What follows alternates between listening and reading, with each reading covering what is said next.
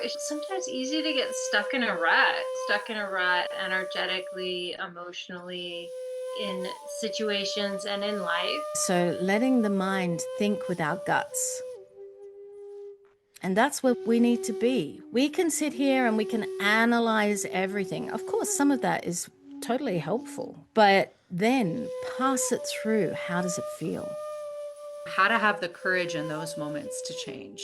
This practice gives us everything that we need to do that, and I'm so grateful for it.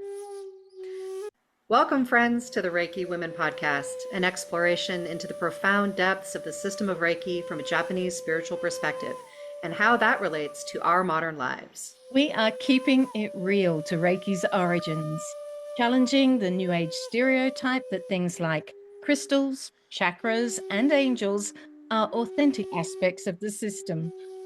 I'm Bronwen Logan, and when I'm not writing best-selling books about the Japanese system of Reiki, 75,000 readers and counting, I'm here debunking outmoded Reiki myths and coaching individuals and groups through my website, Reiki with Bronwen.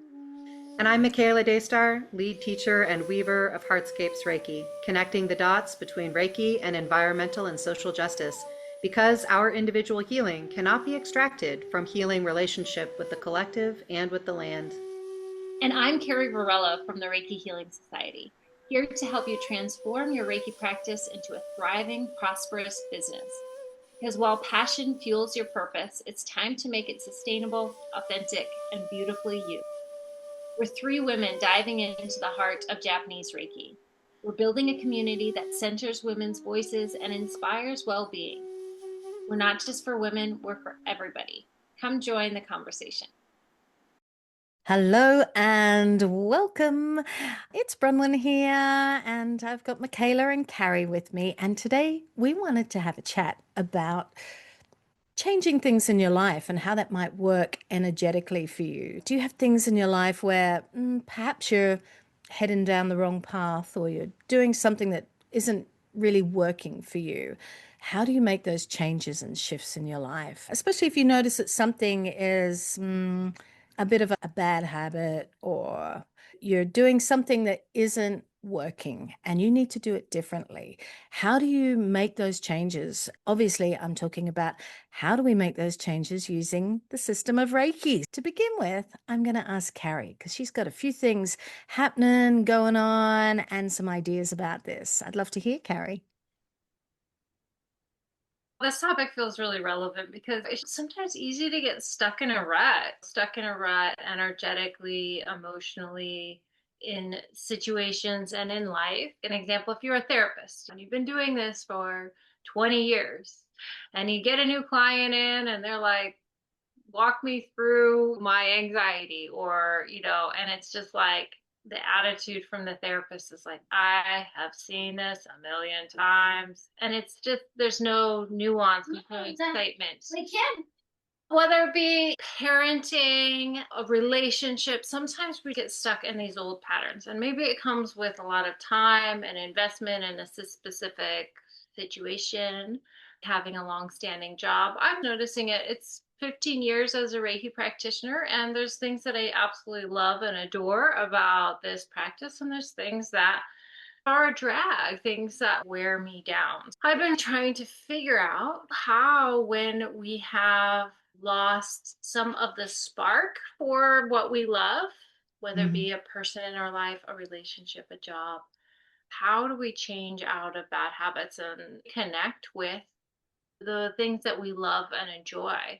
Or how do we bring change into our life in a way that it heals us and helps us break free from some of those bad habits? So I'm not sure if I know the answer, but I do feel that Reiki is such a profound practice to help us do this. First of all, I think one of the reasons why it helps is it helps us be in the now. If we're carrying around a whole bag full of old stories about things that we've been through or challenges that we've had, the system of Reiki helps us gently release some of that baggage so that we can be more present in the now. When I was in Japan and had a chance to listen to a few lectures from Yakuten Inomoto Sensei, he talked about how Reiki brings two fundamental ideas from Buddhism into the practice. And these two fundamental things are that life is change, life is always changing. And then the other practice is that we need to be detached. We need to release attachments to specific outcomes, to ideas, even sometimes the mindsets we have around how life we think it's going to look as opposed to how it really is. When I feel and I connect with that and energy work as a profound container to explore those fundamental concepts, I think of my life as a river, and it's always moving and shifting. My energy is always moving and shifting. And Reiki helps me stay in touch with the now. Reiki can also bring change into our life. It can bring transformation and things that we might not even necessarily expect for that transformation to happen, but it does. And in that way, sometimes those big transformations, they are the precursors to a rebirthing, a recreation of our life. When we go through these cycles, it's pretty common to go through them at different junctures in our life, at different seasons in our life, and of course, unexpectedly as well. Another thing that I feel the system of Reiki, or actually Bronwen, one of the things that I think your little nuggets of wisdom that are I take with me often as I've been exploring this idea and these concepts is we have to accept what we can't change. Yeah. And change what we can't accept. And I think those are some of the things that come to my mind when I think about breaking free from bad habits, long-standing patterns, emotionally, mentally, and in our life. Michaela, what about you? What comes to mind when you think about this topic? I love that you said at the beginning, I don't know that I have the answer. I feel similarly. I feel this is such a big question, big and important question, because our human nature, our brains are absolutely wired to seek safety and stability and move away from pain, which can include fear and anger and dissatisfaction and anything in that category, and move towards pleasure and safety and security. And that's a good thing. That's something that keeps us resilient and keeps us having instincts that consistently move away from the one and towards the other is part of our survival. And it's a pattern that absolutely encourages stagnation. It encourages hunkering down into what we know and what is familiar, because that's what often feels the most safe. And when I think about some of the most, problematic ruts that I have been in, because there's a distinction here between the kinds of patterns that you're talking about that we might want to shift because they're causing problems in our life, and the ones that are simply the flowing, repetitive, patterned form of life that is good and right because life moves in cycles. The first thing is identifying where we're at. What are the signs of dissatisfaction? What are the signs of dis-ease and dysregulation inside of a pattern is maybe a whole other question.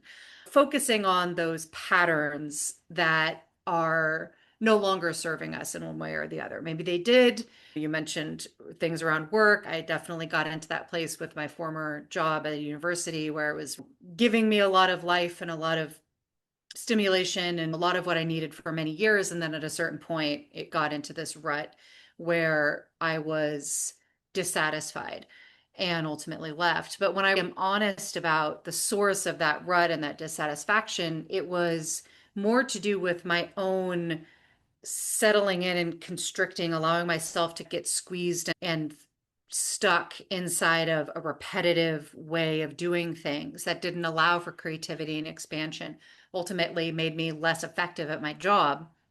And of course, made the experience very dissatisfying.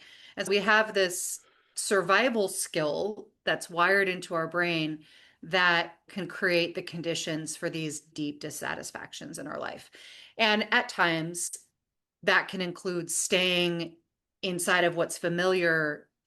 That's a situation that's harming us.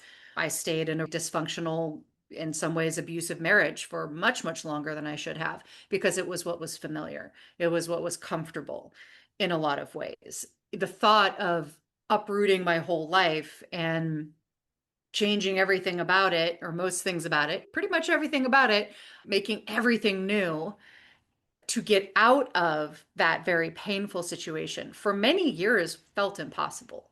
The rut was deep, and the desire to stay with what was familiar and the fear of what was unfamiliar and was the frontier of the unknown, that fear was intense that it kept me in a situation that was bad for me. Yeah. And many of us have those experiences, whether it's casual dissatisfaction, becoming bored with a routine, to staying somewhere that is causing us harm, and everywhere in between. This question is a deep one that I think many of us grapple with. And there probably isn't one answer. I don't have the answer, but I can reflect on what was helpful for me. And I think I think much of it begins with awareness and willingness to recognize that we're stuck. Because there's a whole period of time in these types of patterns where we don't even necessarily know that we're in dissatisfaction because we're in what's familiar, we're in routine. And it's in the back of our mind to even notice that we're dissatisfied or that we're suffering. And having a practice of stillness and of self reflection and of checking in with oneself is essential in bringing that awareness. Now, that can be the system of Reiki, it can be creative processes, it can be journaling processes, different practices that can do this, that can help us cultivate a habit of awareness and checking in with ourselves and noticing. And then once we've noticed, once that awareness has come in, that's where it can get creative and it can get complex, because that's when that tension, that creative tension, that tension of, okay, now I know that I'm dissatisfied. I remember the period of time when I knew I had finally gotten the revelation and could see clearly that this pattern needs to end, but I don't know how. And I don't know if I can. And there's parts of me that don't want to. And it feels incredibly hard and all of this. And that was about a 3-year period of I know it needs to change and I'm not going to. I'm not going to do it right now in this time. Uncomfortable. But what was powerful for me in that, what helped that was number one, a change in my external circumstances. That can be a big change or can be a little change. In my case, we moved an hour away. So that was a fairly big change. We moved for other reasons, not to do with the rut that I was in, but the outcome of that was that everything became new and I could see things through a new lens. And all of a sudden, those patterns that I had been willing to accept became unacceptable because I was now looking at it outside of the context of the physical space where those patterns had developed. And from that perspective, reaching out for community, for other people who could give me different perspectives on what I was happening, was the place that I went to next. And ultimately, that led me to the system of Reiki. I didn't have Reiki yet at that point. If I'd had Reiki at that point, I probably would have had a little bit more relief. All of that is to say, cultivating practices, Reiki is one of them, that allows us to be in tune on a daily basis, on a regular basis, with noticing how we feel inside of the patterns of our life. Do they feel settled? Do they feel comforting? Again, there's patterns that are going to be with us our whole life that are comforting and that are good and that we want to maintain. And then there's others that we might want to shift. And what you said, Carrie, is important to bring into this, that reality that life is change. And it's the sort of thing that is obvious on its face when you think about it, when you look at the world, the way that the seasons change and so on. But I think there's a way in which we don't want it to be true because sameness and familiarity is comfortable and comforting. But being in a dynamic relationship with change as a way of life, as good and right, and the way that life proliferates itself has also been a powerful way of accepting these moments when, God, I don't want to change this pattern. I don't know if I can change this pattern. It feels difficult, but change is going to happen anyway. Do I want to have agency in that change? Do I want to have some control and some choice? Or am I going to let that change happen to me? I feel like that wasn't all very coherent, but I'm tracking the biggest example of this in my life And most of it happened before I had the system of Reiki. It actually brought me to the point where I not only found Reiki, but was actually in a place where I could open myself to it. I'm not sure that I would have even responded or been interested in Reiki at all had I not had this experience of having to face the impossible feat of changing deeply entrenched patterns in my life through awareness, through an embrace of change, through a change in circumstance, which for me was a big move, but it can also be much smaller changes in our daily patterns, and reaching out for community to get new perspectives and support. So that's where I'm going to pause. There's much more to be said about the way that the system of Reiki plays into that, but I'm going to pause there and pass it to you, Roman. I think that people come to the system of Reiki because they are going through things. That's why we want to change things and we don't know how. And we're looking for ways, finding ways that can connect for us. For everyone, that's going to be different. And some people, it'll be the system of Reiki. For other people, it'll be something else. But for us, it has been this. And the thing that you were talking about, Carrie, the thing that I always say, because I used to say it to my kid, was accept or change. And whenever they were whining and whinging, and I'd be like, I've got my hands off. Are you going to accept the situation or are you going to change something so that something changes here? Because whinging doesn't get you anywhere. And this, Michaela, was after learning the system of Reiki. And I think that it is that sense of not trying to fix someone else's problems, right? So that gaining and understanding that our problems are our own, and my child's problems were their own. And I could go in there and fix that for them, not the answer. So giving them tools that hopefully will last them their whole lives and that they can take with them to use, and that at some point that has gone in. And I certainly hope so, but who knows? For myself, that thing that I guess that the system of Reiki also taught me, first stop, first port of call is grounding. When you've got a kid, I'm going to use this example. Sorry, my child won't be watching this anyway, but if they did, my apologies. But when a kid is whinging and carrying on, you could get totally invested in that, or you could sit back into yourself. You can feel that lovely sense of groundedness, of breath moving through the body. I think groundedness is always the first place to go to. Sitting back into that and feeling that. And when we feel that, everything else goes around us. We are then able to think more clearly and breathe more clearly. Usui said we heal with our hands, our eyes, and our breath. I always take the hands as the physicality, that lovely grounding of ourselves, that sitting into ourselves and not being outside of our body, being in our body. The eyes reflecting everything that's going on in here. You can see in my eyes what I'm thinking. That's what I'm thinking. I'm thinking these things. Bringing the mind down into the body and doing that with the breath, allowing the breath to ground my mind in the hara. These three things, and we see that everywhere in the system of Reiki. I was thinking of it when you guys were talking, and I see it here, I see it there. If we were to take symbol 1, we've got chakra. Symbol 1 is earth grounding. Symbol 2, the mind. We're bringing the mind into it. And symbol 3 is the breath and the bringing together all these elements together, bridging that and allowing us to respond and react to life as a whole being, not one aspect. And often it's this aspect, isn't it? It's a head. But allowing that head then to really be interconnected with the rest of us. And if we look at Joshin Kokyoho, purifying the mind with the breath. So bringing the mind with the breath down into the hara again. So it's just repetition again and again. So bringing the mind down into the hara. So letting the mind think with our guts.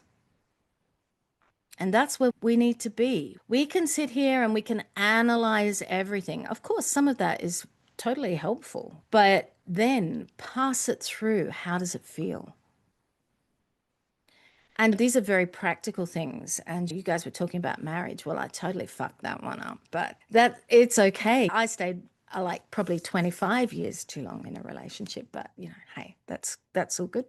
We can talk about these things, but it's putting things into action, isn't it? Doing things for yourself and really tapping into that for yourself. I was very good at telling my child what to do, not so good at telling myself what to do. And this is humanity. This is us as human beings. And hopefully I learned something out of that.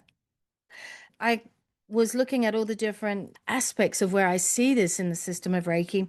If we were once again to look at Seiheki is, symbol 2, then in the more Western styles of the system of Reiki, they talk about bad habits, that being for bad habits. But in the Japanese style, we see that as remembering what our inclination is. So our inclination is not actually bad habits. Our inclination is to be grounded, to be whole, to be our true self, to have all those elements, those three things that I was talking about, to blend, to be interconnected, and then from that interconnection to move into the world. That is our true inclination because that's us as a whole being, our true self, who we really are.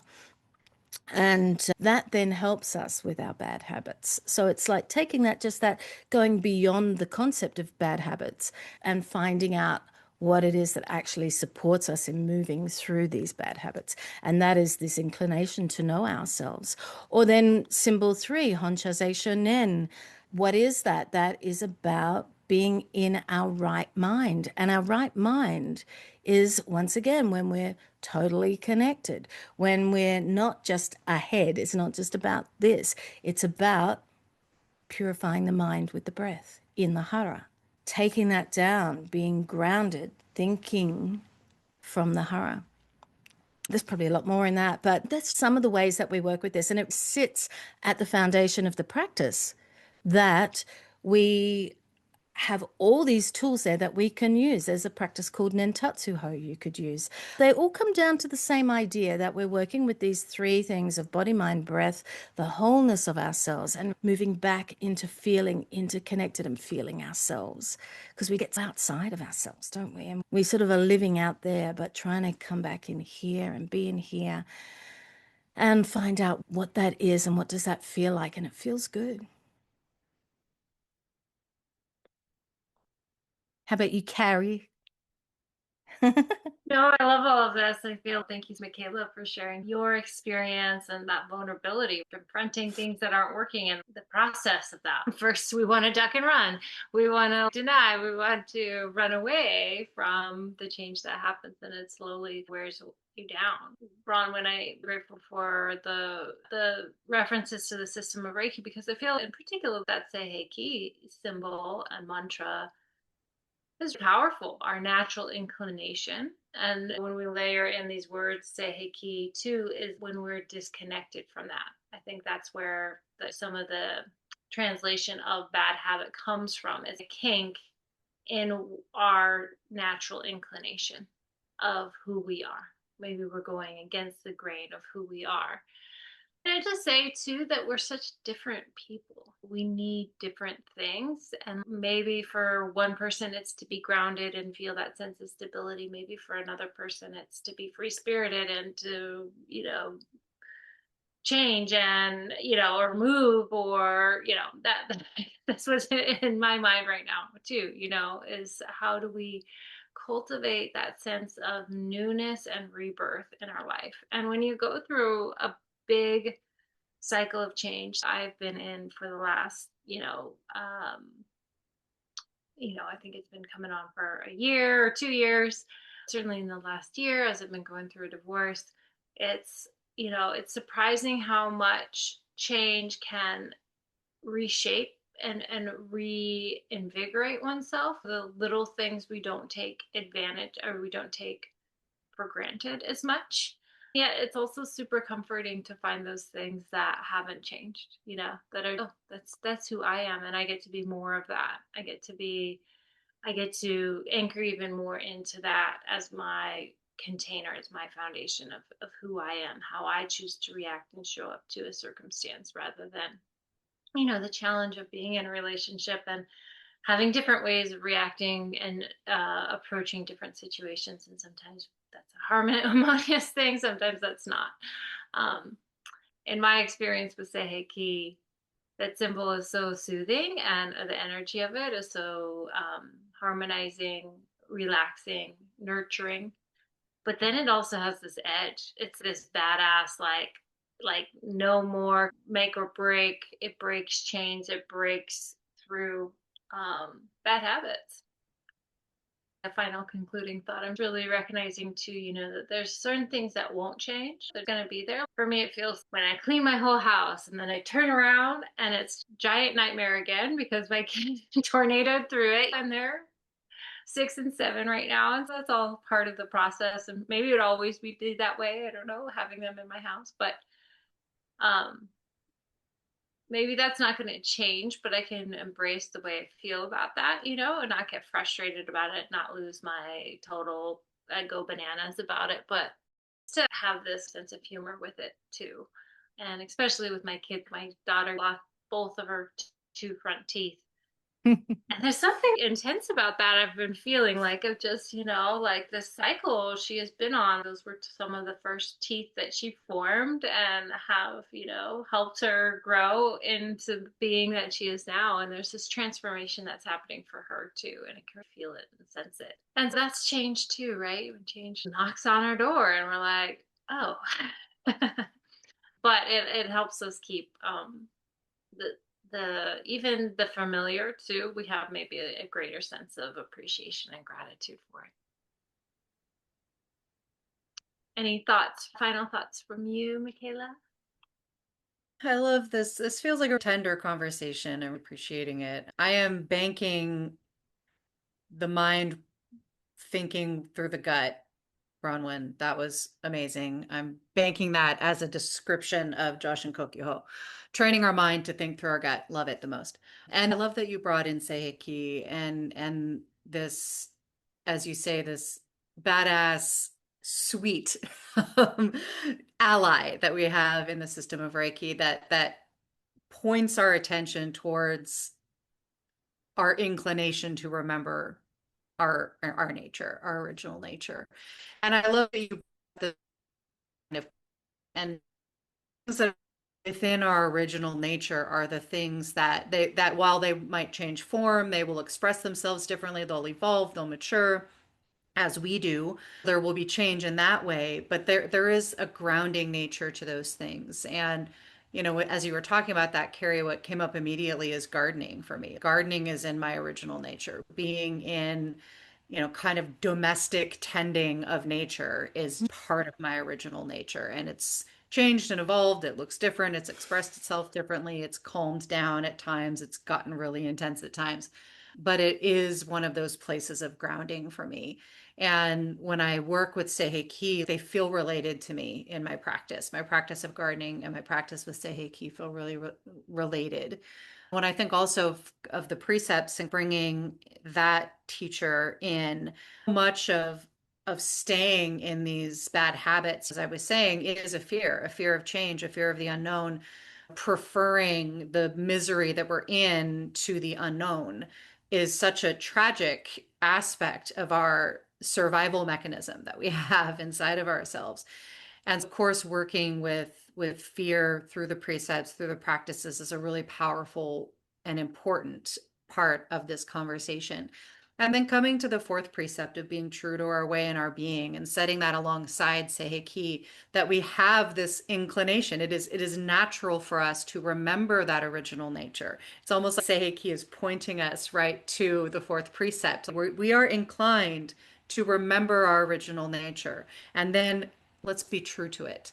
Let's be true to who we are in our daily life, our way, the relative reality of the choices we make every day and the life that we live and the time that we have this body in this world, and then our being, that universal body that we have that's interconnected, that is dancing with the cosmos in that eternal dance of change, that is connected with all other life.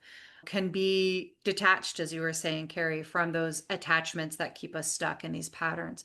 These simple phrasing and the use of language and symbols and imagery, which are beautiful tools that humans have, but they're in a way clumsily pointing to something that is indescribable, these larger truths, but also doing that in a way that's accessible inside of this practice.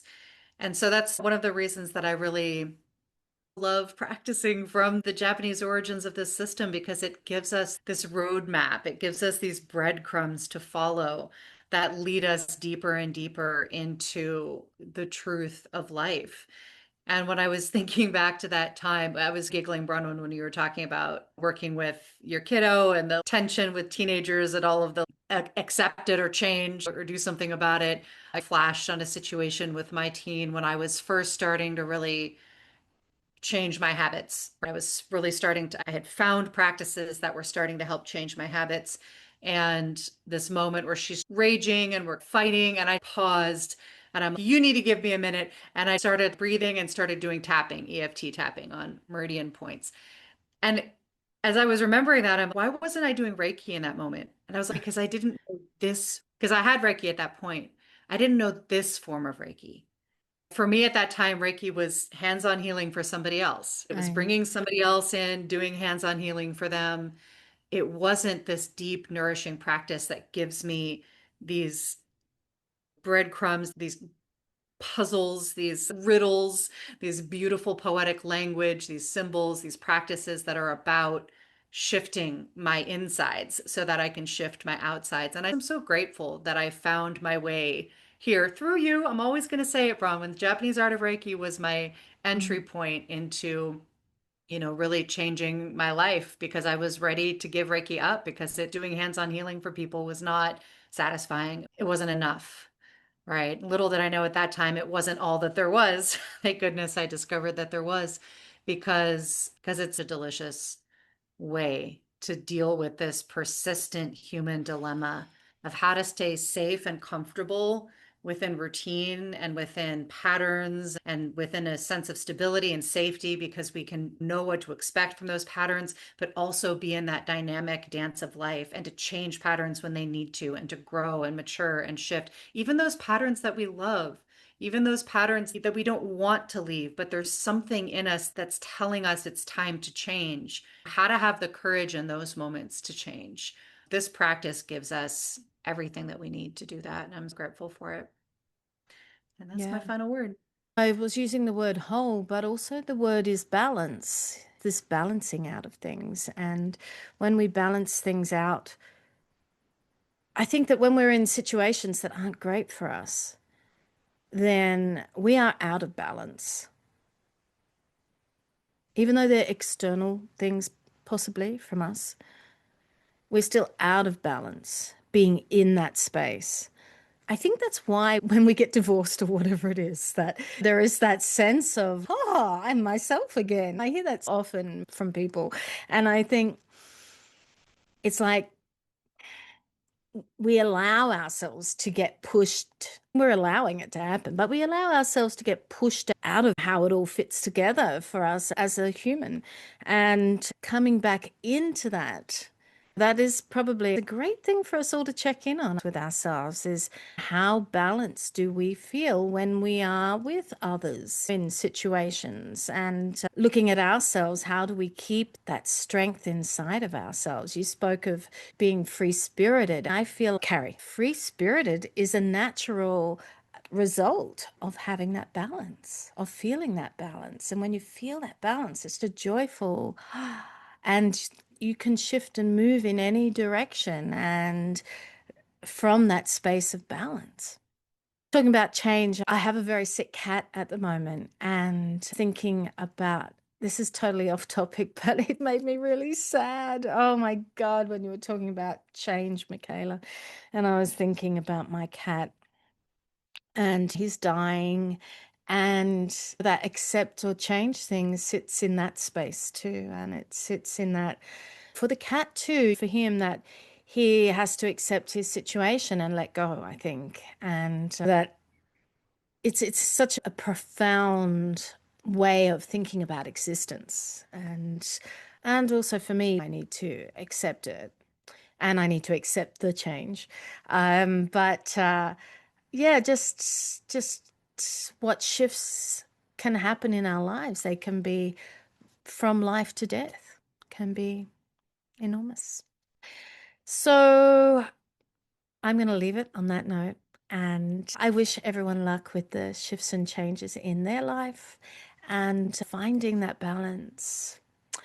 And that if you need support with that, you could contact any of us here and we will be there to support you with that. Yeah. All right. Lots of love, and we'll see you at the next podcast. Bye.